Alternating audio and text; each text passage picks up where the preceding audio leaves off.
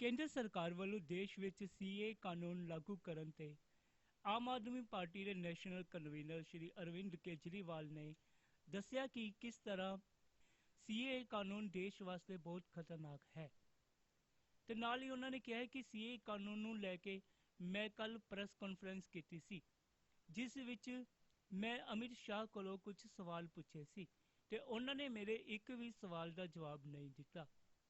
ਸ਼੍ਰੀ ਅਰਵਿੰਦ ਕੇਜਰੀਵਾਲ ਨੇ ਲਾਈਵ ਹੋ ਕੇ ਦੱਸਿਆ कि किस तरह सीए कानून देश वास्ते खतरनाक है। जानने वास्ते देखो पूरी खबर। अभी 2-3 दिन पहले केंद्र सरकार ने सीए का कानून पास किया था। कल मैंने एक प्रेस कॉन्फ्रेंस करके ये समझाया कि सीए कैसे देश के लिए बेहद खतरनाक कानून है और इसे वापस लिया जाना चाहिए। आज सुबह माननीय गृह मंत्री श्री अमित शाह जी ने, जो कल मैंने प्रेस कॉन्फ्रेंस की थी उसके ऊपर उन्होंने बयान जारी किया है, उसी का जवाब देने के लिए मैं आज आपसे मुखातिब हो रहा हूं। मैंने उनका बयान सुना, माननीय गृह मंत्री जी का। अपने पूरे बयान में जो प्रश्न मैंने कल उठाए थे उसका किसी भी एक भी प्रश्न का उन्होंने जवाब नहीं दिया। उन्होंने केवल मुझे गाली गलौज किया है, केजरीवाल भ्रष्ट है, केजरीवाल ये है, केजरीवाल ऐसा है, केजरीवाल वैसा है। मुझे छोड़ दीजिए, मैं इंपॉर्टेंट नहीं हूं, देश इंपॉर्टेंट है, देश के 140 करोड़ लोग इंपॉर्टेंट हैं, उनकी बात करते हैं। मैं आपसे पूछना चाहता हूं कि आज हम पूरा देश मिलके, सारी सरकारें मिलके अपने देश के बच्चों को रोजगार देने में असमर्थ हैं। जो इतनी भारी संख्या में बाहर से आप पाकिस्तान, बांग्लादेश के लोगों को हमारे देश में लाके बसाना चाहते हो, उनको नौकरियां कहां से दोगे? उनके लिए नौकरियां कहां से आएंगी? पहले अपने बच्चों के लिए तो नौकरी का इंतजाम कर लो। ये मेरा कल मूल प्रश्न था। उनके लिए घर कहां से आएंगे जो आप इतनी बड़ी संख्या में पाकिस्तान से, बांग्लादेश से लोगों को लाके अपने देश में बसाना चाहते हो, माइग्रेशन करवाना चाहते हो? वो उनके लिए घर, उनके लिए नौकरियां, उनके लिए संसाधन कहां से आएंगे? अपने देश में इतनी गरीबी है, अपने देश में ऑलरेडी लोगों के पास नौकरियां नहीं है, घर नहीं है, उनको कहां से लाके बसाओगे?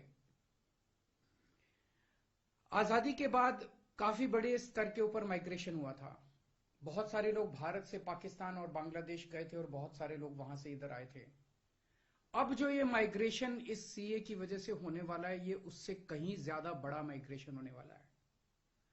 पाकिस्तान, बांग्लादेश, अफगानिस्तान, इनका कहना है कि सीए के तहत इनके अल्पसंख्यक जो हैं वो अगर भारत में आके रहना चाहेंगे तो उन्हें उस बात की मंजूरी दी जाएगी, उन्हें हमारे भारत की नागरिकता दे दी जाएगी। इन तीनों देशों में मिला के लगभग 2.5 से 3 करोड़ अल्पसंख्यक रहते हैं। पाकिस्तान, बांग्लादेश और अफगानिस्तान में मिला के लगभग 2.5 से 3 करोड़ अल्पसंख्यक रहते हैं। वहां बहुत गरीबी है, उनके पास रोजगार नहीं है। भारत में आना और भारत की नागरिकता मिलना उनके लिए तो बहुत बड़े सपने की तरह है। और अगर हमने भारत के दरवाजे खोल दिए, इतनी बड़ी संख्या में लोग आने वाले हैं जिसकी हम कल्पना भी नहीं कर सकते। इन 2.5-3 करोड़ लोगों में से अगर 1-1.5 करोड़ लोग भी आ गए तो कहां बसाया जाएगा उनको? क्या करेंगे उनका? ये मेरा प्रश्न था माननीय गृह मंत्री जी, जिसका जवाब आपने नहीं दिया। आपका यह कहना है कि 2014 से पहले के लोगों को, जो आ चुके 2014 से पहले, उनको बसाया जाएगा। मैं आपसे पूछना चाहता हूं, 2014 के बाद आना बंद हो गया? 2014 के बाद भी आ रहे हैं, अभी तक आ रहे हैं, रोज आ रहे हैं। तो अभी तक 2000 जो इलीगल माइग्रेंट आते थे, जो घुसपैठिए हमारे देश के अंदर आते थे, वो डरते थे कि अगर आ गए तो हमें निकाल देंगे, हमें पकड़ लेंगे, हमें जेल में डाल देंगे। उन्हें डर रहता था क्योंकि वो इलीगल थे। अब आप ये कानून लाके उनको लीगल बना रहे हो, अब उनका डर खत्म हो जाएगा। पूरे तीनों देशों के अंदर अब मैसेज ये है कि भारत सरकार अब जो है इन तीनों देशों के घुसपैठियों को लीगल करने जा रही है। तो ये 2014, आज आप 2014 वालों की बात कर रहे हो, कल आप 2019 के पहले वालों की बात करोगे, फिर ये डेट एक्सटेंड करके 2024 कर दोगे, क्योंकि घुसपैठिए तो आ ही रहे हैं। आपने रोहिंग्यों की बात की, ये तो आप ही के टाइम में आए थे, ये तो 2014 के बाद आए हैं सारे रोहिंग्ये। कैसे आए? ये आपकी मिली भगत से आए कि आपकी नाकामी की वजह से आए? पूरे देश में कहां कहां आपने रोहिंग्यों को बसा रखा है? तो जो इतने एक तरह से दरवाजा जो खोल रहे हो, इनको जो लीगल बना रहे हो, ये देश के लिए बहुत खतरनाक है। और इतनी भारी संख्या में इसके बाद घुसपैठिए आने वाले हैं जिसकी हम कल्पना भी नहीं कर सकते। आज जो 2014 के पहले भी आए थे, हमारे देश के अंदर उनके अधिकार नहीं है।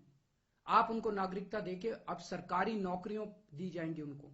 पाकिस्तान से आए हुए घुसपैठियों को हमारे देश के अंदर अब सरकारी नौकरियां दोगे आप, उनको उनके राशन कार्ड बनाएंगे हम लोग।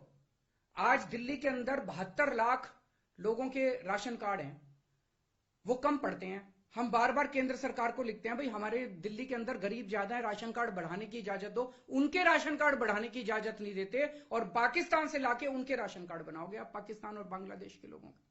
ये तो सही नहीं है। हमारे देश के लोगों के अधिकार मार के आप उनके लोगों को अधिकार दे रहे हो। सरकारी पैसा हमारा पैसा है, सरकारी पैसा 140 करोड़ लोगों का पैसा है, हमारे टैक्स का पैसा है। पाकिस्तानियों ने टैक्स नहीं दिया, बांग्लादेश के लोगों ने टैक्स नहीं दिया, इस देश के लोगों ने टैक्स दिया।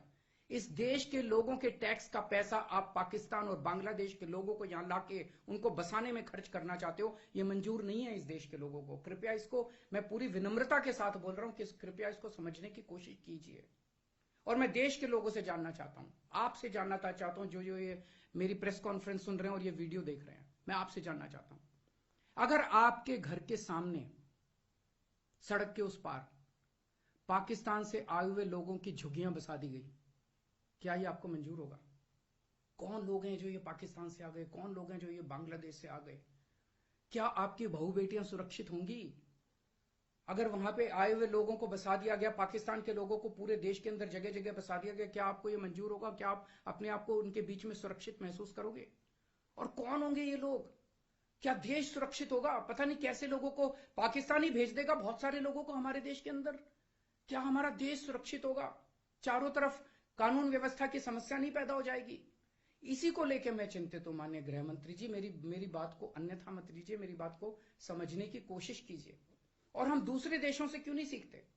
कनाडा का हाल देख लीजिए, क्या हो गया। विकसित देश होता था, उसने अपने दरवाजे खोले, पूरी दुनिया भर से लोग आ गए और अब वो माइग्रेशन बंद कर रहे हैं। लंदन, इसका यूके का हाल देख लीजिए, क्या हो गया। पूरे दुनिया के अंदर आज सारे देश बाहर से आने वाले इमिग्रेंट्स को रोकते हैं और आप दरवाजे खोल रहे हो सबके लिए कि सारे दुनिया के गरीब यहां, पाकिस्तान बांग्लादेश के गरीब सारे आके यहां बस जाएं। हमारे गरीबों की चिंता फिर कौन करेगा?